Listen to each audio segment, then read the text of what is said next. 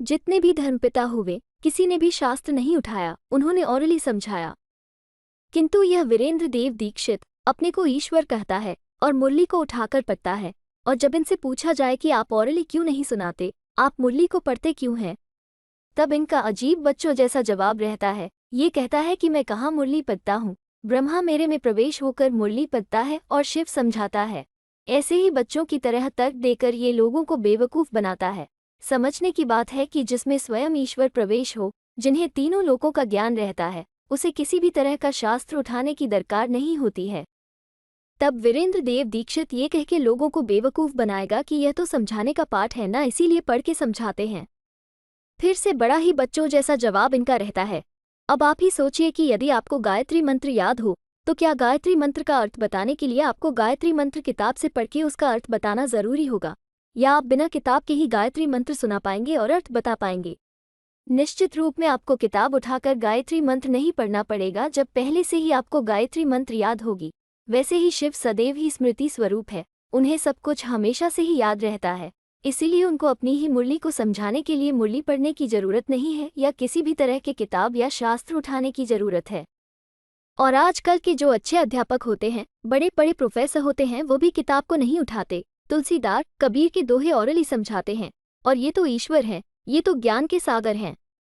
इसीलिए शिव बाबा कहते हैं मैं ओरली समझाता हूँ। आइए उनकी वाणी को सुनते हैं। तो बाबा कहते ये सभी बातें एकदम सारा ड्रामा के आदि मध्य अंत सब तुमको समझाते रहते हैं। अभी समझाते क्या पढ़ के समझाते हैं, शास्त्र पढ़ नहीं। बाबा शिव और शास्त्र कहाँ से पढ़ेंगे भाई? इनके लिए कहेंगे कि शास्त्र पढ़ा हुआ है। शिव बाबा शास्त्र कहाँ से पढ़ेंगे? पढ़ेंगे कोई? अच्छा यहाँ अभी आए शास्त्र पढ़ते हैं कभी? तुम देखा है शिव बाबा को कोई शास्त्र उठाते? नहीं ना।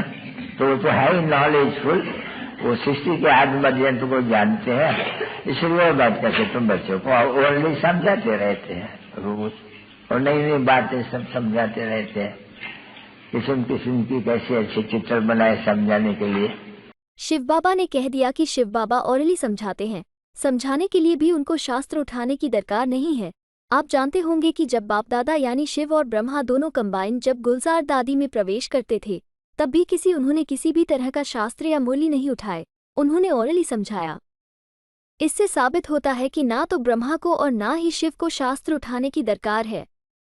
शास्त्र और किताब तो मनुष्य लोग उठाते हैं, क्योंकि उनमें पूरा ज्ञान नहीं रहता, इसीलिए वीरेंद्र देव दीक्षित मनुष्य है, और इससे ये साबित हो जाता है कि यह ढोंगी है। मुरलियों को पढ़ के उसका उल्टा अर्थ निकाल के लोगों को ठगता है, जैसे दूसरे धर्म के लोग शास्त्रों का गलत अर्थ निकाल के अपने धर्म में कन्वर्ट कर लेते हैं, वैसे ही यह मुरलियों का गलत अर्थ निकाल के लोगों को अपने तरफ करके ठगता है। इसीलिए बी सेफ, क्योंकि ऐसे लोगों की तादाद बढ़ते ही जा रही है।